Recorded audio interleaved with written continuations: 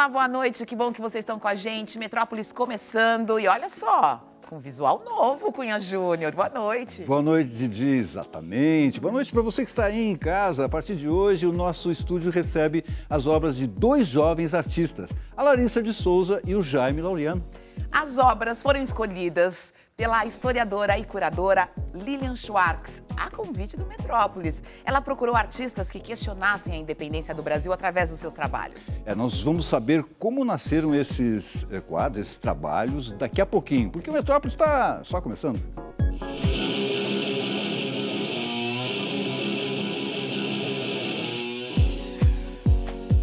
Teatro, performance, dança. Começou a 6ª edição do Mirada, Festival Ibero-Americano de Artes Cênicas. A arte afro-brasileira perde um dos seus maiores semeadores, o artista e curador Emanuel Araújo. Me encantei por São Paulo e em 65 eu voltei com a exposição, depois voltei em 66 e foi ficando. O Museu do Ipiranga foi reaberto ao público, marcando as celebrações do bicentenário da independência do Brasil. A TV Cultura também reconta essa história com a estreia da minissérie Independências. É hora de entender o que realmente aconteceu há 200 anos. Gratidão para este dia e esta Constituinte. Muito se tem falado do bicentenário da independência do Brasil. 2 séculos depois do evento, questionamentos sobre romantização e apagamentos estão vindo à tona. Declaro abertos os trabalhos da primeira Constituição do Brasil. Este é um dos recortes da minissérie Independências da TV Cultura.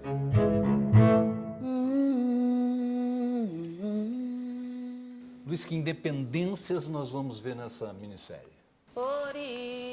Olha, talvez fundamentalmente a independência de um padrão único. A independência de uma história oficial, de uma história que vem séculos e séculos privilegiando um olhar único sobre nós mesmos. Essa série traz a voz de outros povos, daqueles que foram oprimidos, daqueles que foram, talvez, os verdadeiros heróis da história do Brasil, que resistiram durante tanto tempo e que sempre foram apagados. A gente tem na história do Brasil muito sangue, né? Então, e muitas injustiças foram cometidas. Toda vez que a gente pensa em independência, Dom Pedro I, no grito vem o quadro do Pedro Américo, aquela coisa heróica, exato, romantizada. Esse quadro pintado pelo Pedro Américo foi 76 anos, se não me engano, depois, né? E com toda a pompa ali, com o uniforme e tudo, né? E a realidade mesmo foi totalmente diferente. O Dom Pedro só fez esse movimento para registro, né? Não tinha essa pompa toda, né? As cortes portuguesas pretendem escravizar o Brasil como colônia. A Leopoldina era uma jovem cheia de talentos, assim, cheia de conhecimento. She was an Austrian princess. She came over to Brazil thinking that she was going to meet the man of her dreams, and everything that she was told about the man of her dreams was a complete lie.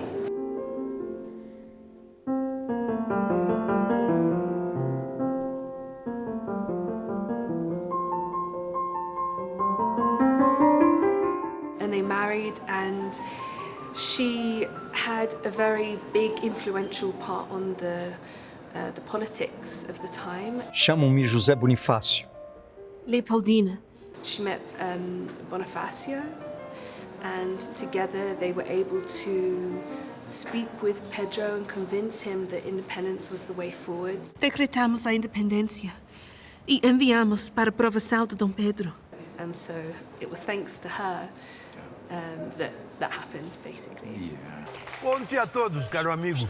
O novo serviço que criastes para a Polícia da Corte. A proposta inicial, que eu acho que foi a mais acertada, foi tirar aquele viés caricato que a gente sempre vê do Dom João VI, né? Comendo a galinhazinha ali, balofo, impotente, cafetão. Ele foi uma figura muito importante na história do Brasil, como estadista, inclusive. Mergulhar na Carlota foi uma coisa muito intensa. A soberania imperial há de surpreender este povo. Muitos historiadores defendem que ela é uma das primeiras feministas, porque ela é uma pessoa que lutava pelo poder de igual para igual. Valderez, você, Dona Maria I, a louca. Perdoai os nossos pecados, Jesus. Ela é um elemento dessa história, mas um pequeno elemento. Amém. Então é apenas uma pincelada dela, né, como Dona Maria que enlouqueceu. Eu sou a peregrina mais velha. E você é mais jovem. E a peregrina, ela é testemunha ocular de vários acontecimentos históricos. Makushi, Madifanganene. E ela conta essas histórias e conta esses acontecimentos, questiona esses acontecimentos através da língua quimbunda, né? Porque no século XIX, uma das línguas mais faladas em território brasileiro era o quimbundo. Aqui no Brasil ainda temos palavras em quimbundo como bunda, quiabo, dengo, dendê, moleque. A independência é um ponto nesse percurso, né? Ela é uma série sobre a aurora do século XIX, que, no modo de entender, começa com a fuga da família real, né? A vinda da família real para o Brasil, e que termina com a morte de Dom Pedro de volta a Portugal em 1834.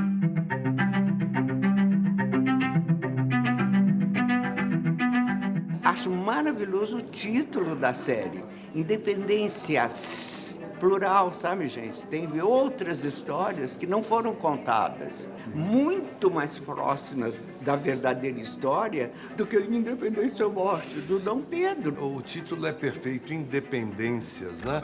Ela independe das visões oficiais, das visões partidárias, de todas as visões que quiseram colocar na nossa cabeça só uma única voz contando uma história falseada.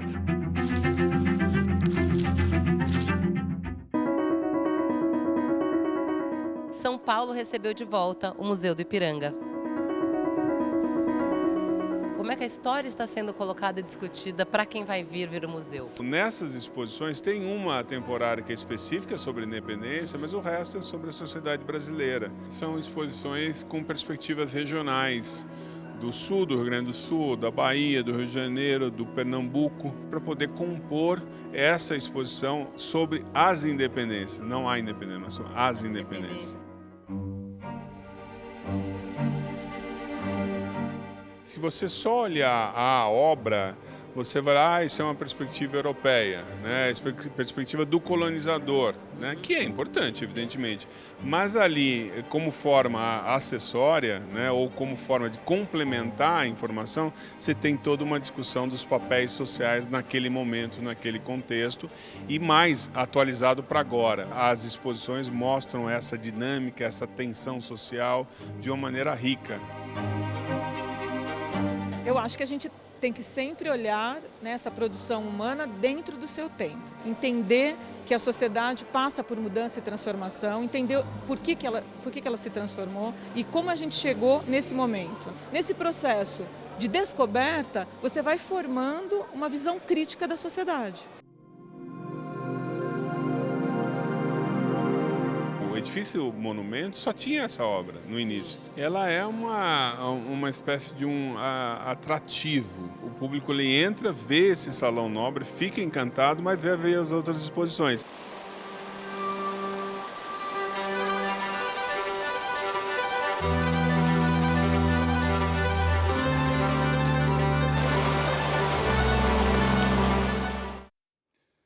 Ok, muito bem. Daqui a pouco nós vamos falar mais sobre as independências e também sobre arte com a historiadora Lilia Schwartz.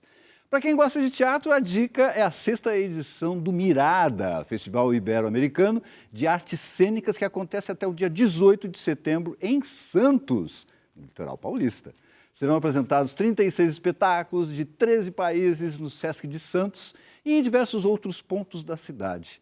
No site do Mirada você tem a programação completa e daqui a pouco a gente volta, então. Alguém encontrou uma porta. Eles não sabiam o que a procuravam, mas quando a encontraram, exclamaram. Era isto mesmo, uma porta. Era isto mesmo. Concordou ela, porque era.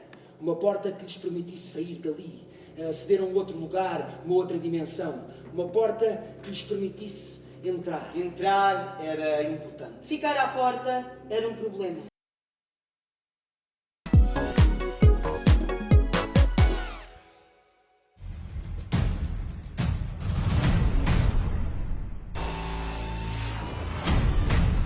Eu estou preparando esse trabalho para o programa Metrópolis, que é um trabalho que chama Império Contra-Ataca, que faz parte de uma série de 4 trabalhos nos quais eu vou investigando a ideia de independência, ou melhor, o ideário criado por imagens desse mito da independência.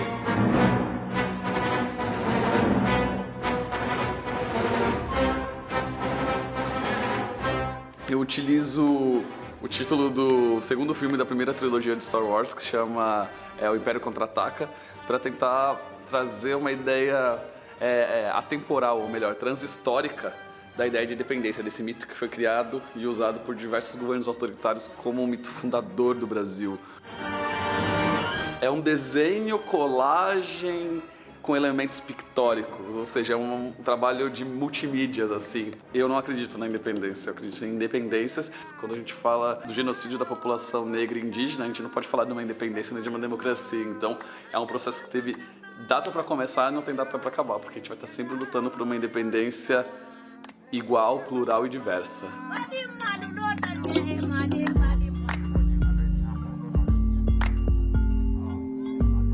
Hoje, com o meu trabalho, eu consigo acessar coisas internas em mim, assim, que antes eu não conseguia, com uma forma de me entender como uma mulher preta, entender a história da minha família e, de alguma forma, resgatar a minha ancestralidade.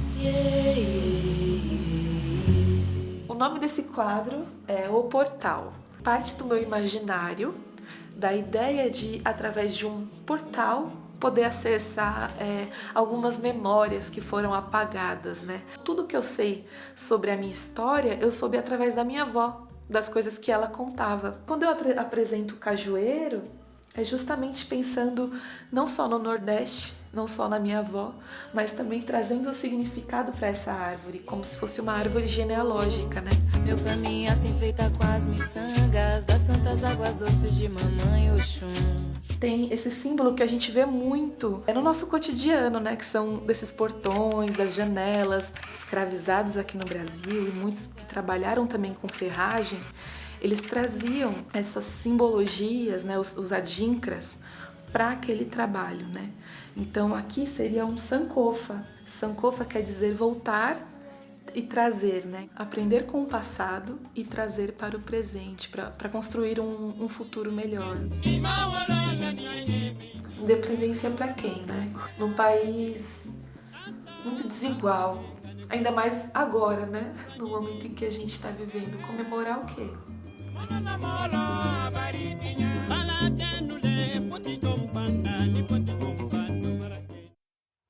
Sejam bem-vindos, Jaime, Laureano e Larissa de Souza. A partir de hoje, vocês vão estar aqui com a gente, essas obras vão estar aqui com a gente, iluminando o nosso cenário.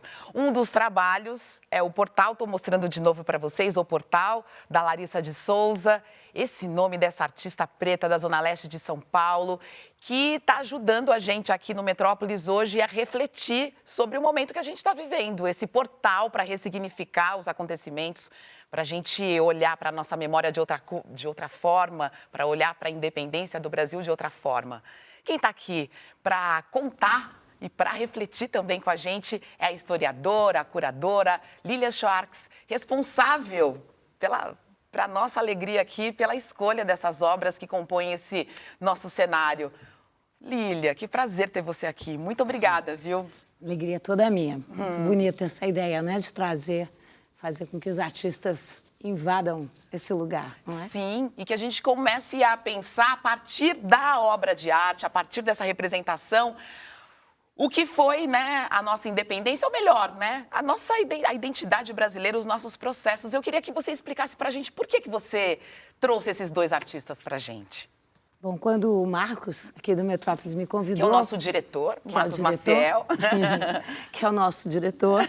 Ele pediu que eu, como eu tenho essa posição no MASP, que eu mediasse uma relação com o MASP, não daria tempo, porque os prazos são outros, e eu contra-argumentei, contra-ataquei, né, com a ideia de trazer dois artistas jovens da cena contemporânea, e são artistas negros, pretos, e muito empenhados nessa questão. Não porque eles façam da obra apenas uma consequência da situação política, ao contrário, né? Nós sabemos que as imagens, elas não são ilustrações, né? No sentido de dar um lustro.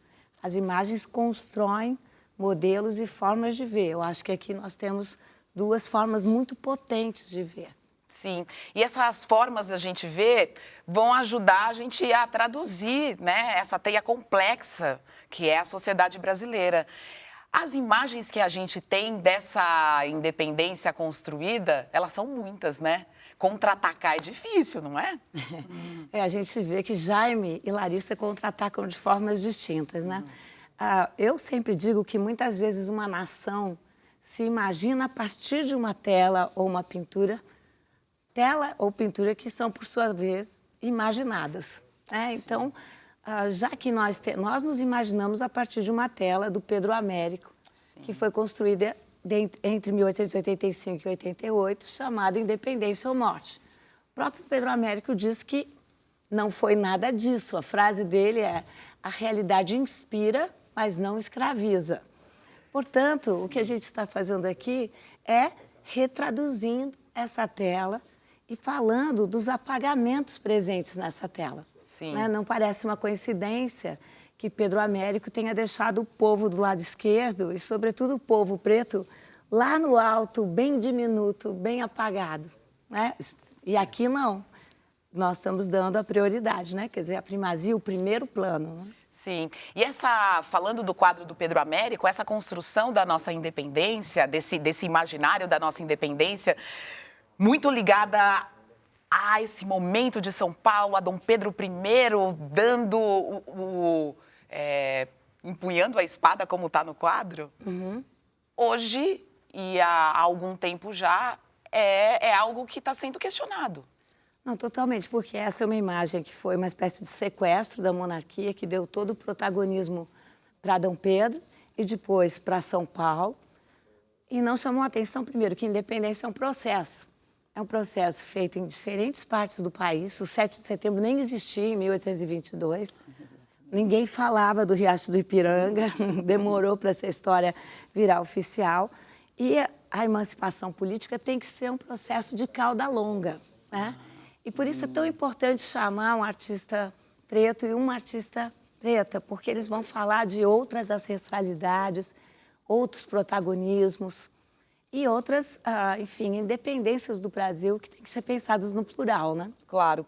E a gente também está vendo ali, a partir dos artistas, outra forma de ver o mundo, de contemplar a arte, outras técnicas. Enriquece, né? É muito. Você vê aqui, por exemplo, na obra da Larissa, você tem uma visão mais intimista, né? Mais subjetiva. Ela mesma dedica a sua ancestralidade, às mulheres que fizeram a sua vida. Então, é uma forma muito pessoal de falar da dissidência, de falar da rebeldia. Né? Uma rebeldia que parte da própria subjetividade, da própria empatia. E aqui a gente vê o Jaime, que tem essa arte muito ativista, muito militante, sem se reduzir nada, né? Porque é uma arte belíssima, mas que é um artista preto muito preocupado com a questão do genocídio negro no Brasil. A pergunta que fica, e que o Jaime tem tudo para nos responder ou ajudar a pensar, é que independência nós queremos comemorar. Claro. Uma independência tão branca, tão europeia, tão masculina, ou vamos falar de independência como um processo a completar, né, um processo falhado, uma independência a conquistar. Eu acho que Jaime fala muito desse processo, né? Dessa independência a conquistar, né? E dos vários protagonismos, né? A gente está falando do povo preto, do povo que chega aqui no Brasil para ser escravizado, e a gente tem também os indígenas brasileiros que também sofreram desde o início da colonização e que são importantes para a gente contar essa história também, né? Eu acho que tem muitos silenciamentos, né? O povo preto, os indígenas, as outras regiões, porque a nossa história oficial ainda é muito sudestina. Sim. Ninguém fala, por exemplo, que na Bahia a data magna é o 2 de julho. Comemorada. E não é de 22, é 23, né? No Maranhão só se reconheceu a independência em 25. E também a gente tem que falar do protagonismo das mulheres. Então, por isso chamar a Larissa aqui. Claro. As mulheres na nossa história não é assim que sempre aparece. Filha de, esposa de, né? Ou seja, Dom Pedro está enterrado no monumento do Ipiranga ao lado das suas esposas. Como assim? Leopoldina e Dona Amélia não têm histórias diferentes? Claro. Então, acho que nós, os historiadores, historiadoras, nós estamos à cata disso e os artistas muito, né? Como dizia o crítico de arte Mário Pedrosa, em tempos de crise, fique perto de um artista. É o que eu faço, fico aqui cercada. É o que a gente segue aqui no Metrópolis também. Você, Lília, essa construção da imagem é importante para a gente entender o nosso cotidiano, entender a nossa história, a nossa sociedade, você ajuda a gente a partir do seu canal do YouTube. Esse canal do YouTube também que olha para as fotos do jornal, olha para a obra de arte, nem, mas olha para as fotos do jornal. E eu acompanho, eu fico sempre pensando, ser uma historiadora comentando o que está acontecendo agora é bem desafiante. E é se lançar também a discussão, a reflexão com o povo, né? Com o que está acontecendo, né? Porque eu sou uma pessoa da academia. A academia é um mundo muito bom, mas é um mundo muito protegido também, né? Ou seja, você dialoga com seus pares, já sabe o que vem, já sabe o que não vem. Você vai para o mundo das redes, você tem um mundo mais horizontalizado, né? A pessoa muitas vezes nem sabe quem você é, né? Você não tem esse discurso de autoridade. E historiador que é historiador, historiadora que é historiadora, a gente prefere analisar processos que se encerram. Sim. Porque é um processo aberto, né? Você sempre pode ser desmentido pelo dia seguinte, não é? Sim. Então, e eu gosto muito de analisar as imagens, né? Eu gosto demais, sobretudo as imagens do poder, né? E que são imagens construídas. Assim como a gente pode ver a maneira tão linda como a Larissa explica, né? A estrutura da obra dela, como ela explica o portal, como ela explica o Sankofa, como ela junta isso com a sua experiência mais íntima e particular. E a gente tem que entender que a experiência íntima é também uma experiência revolucionária. Assim como Jaime desfaz, inverte, produz uma contramemória de imagens que já são muito estabelecidas conosco, eu gosto muito de dissecar as imagens. A gente acha que tem que ler um documento, mas a gente não acha que tem que ler uma imagem. Você tem que ler. E não são só os historiadores e cientistas sociais que são conservadores a ler imagens. Eu diria, quero ouvir sua opinião agora, que os jornalistas também são. Tem uma matéria toda fechada, aí a pessoa coloca uma imagem do lado como que para decorar. Mas a imagem não faz isso. Não. Porque muitas pessoas só lembram da imagem. E é verdade. Agora, quando a gente tem grandes fotógrafos ali, parceiros dos grandes contadores de história, aí a gente percebe que tem duas perspectivas da história sendo contadas ali, né? Exatamente. Quando você tem esse olhar, isso é muito interessante. Olha só a nossa convidada, dava pra gente ficar aqui mais tempo. É isso mesmo. Eu queria agradecer imensamente, viu? Foi um prazer tê-la aqui. E a gente segue conversando por aí, tenho certeza. Em momentos de crise, fique próxima dos artistas. Dos artistas. Não é bom isso, Júnior? Sempre próximos dos artistas, né? E muito obrigado pela sua participação.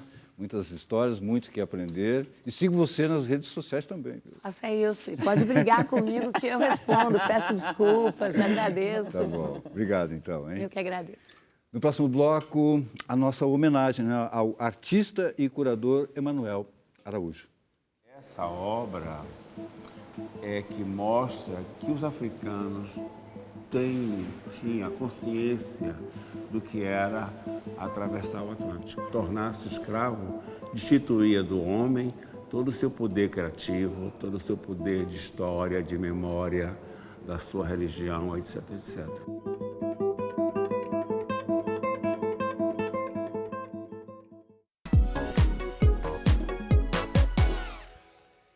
Metrópolis de volta para lembrar que essa semana nós perdemos um ícone da cultura negra no Brasil, o artista, professor, pesquisador e gestor cultural Emanuel Araújo. Emanuel dedicou grande parte da vida a promover, a divulgar a cultura afro-brasileira. Até que, em 2004, fundou aqui em São Paulo o Museu Afro-Brasil. Um espaço tão importante, né, Cunha? De valorização da nossa ancestralidade, para a gente conhecer artistas, conhecer a história do Brasil, conhecer processos. Né? Exatamente. E o Emanuel, ele deu vida também à Pinacoteca do Estado de São Paulo, que é um dos mais importantes museus do Brasil, um dos mais bonitos também, na minha opinião. E ele dirigiu a Pinacoteca entre os anos de 1992 e 2002. Que perda, né? A gente encerra o programa de hoje com alguns momentos que a gente dividiu, que a gente teve a alegria de dividir com o Emanuel Araújo aqui na TV Cultura. E nosso encontro está marcado para segunda-feira, às 7h20 da noite. Um beijo e até lá. De cedo eu comecei uma carreira profissional de exposições e de trabalho, né? Eu sempre acho que o trabalho é que prestigia o trabalho. Foi difícil, né? Não foi difícil, foi possível, porque de cedo eu tratei de correr para São Paulo, para o Rio de Janeiro. O senhor acha que hoje é pior, então, para Claro, hoje é muito mais difícil para um jovem artista, sobretudo negro, poder furar este mercado. O escravo era despido de todas as suas coisas, inclusive de suas roupas, né? E também de sua memória. Então, o que se fez aqui foi uma reconstrução de uma história ancestral, de uma história muito arcaica, uma história que ainda é desconhecida, ainda é mal contada. Quer dizer, esse é um museu que é um grande espelho para uma grande sociedade que não é só negra, mas que é mista, que é mestiça, que é brasileira. Eu acho que a memória é fundamental para que ela seja circunstancialmente contemporânea. Para nós é muito importante essa atualização, contemplação pelo que há de mais moderno na África.